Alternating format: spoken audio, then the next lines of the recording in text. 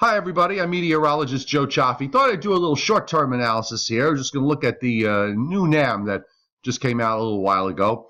And you can see what's going on here. We have a big high that's built up just north of Vermont in the St. Lawrence Valley. It's a pretty strong high. It's built all the way down the coast, and we're getting these north-northeast winds. That's cooler air down from New England. This in spite of the fact that we have a big ridge along the East Coast, which in the summertime, outside of a backdoor front, we would probably be hot. But this time of year, and of course, depending on how other things are set up in the atmosphere, the outcome winds up being a little different. So today's temperature is actually going to run a little bit below normal, and you can see the storm that's out in central Kansas with snow in Colorado, westernmost Kansas, and into Nebraska. Not overly intense, but intense enough that it's doing the job there with rain and showers. Now, what's happening is that with the big upper ridge, this moisture comes into that ridge position and just really falls apart, and everything is shooting up straight north. And in fact, as we move through time up until tomorrow evening, you can see the showers that are around are very, very narrow in scope here. The NAM is trying to simulate what the radar is going to look like. So we don't really have a large area of showers.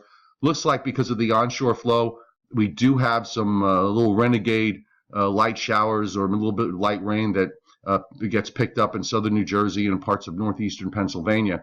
Now, we're going to move this along, and this is for 10 in the morning on Thursday, and there's rain and showers on our doorstep. The yellows here indicating the higher radar echoes and probably some heavier downpours.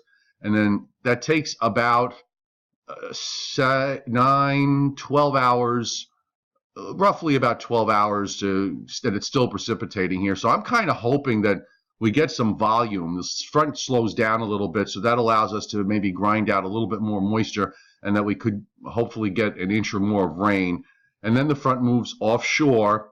And notice here on the last couple of frames back through Iowa and eastern Nebraska, we have the beginnings of a wave that's going to be running east-northeastward toward Chicago and Detroit, and probably will bring Milwaukee, Chicago, and parts of Michigan, maybe Detroit too, and then eventually western New York and western Pennsylvania with regards to some lake effect snows. This is going to be in response to the colder air that's going to be moving in this weekend.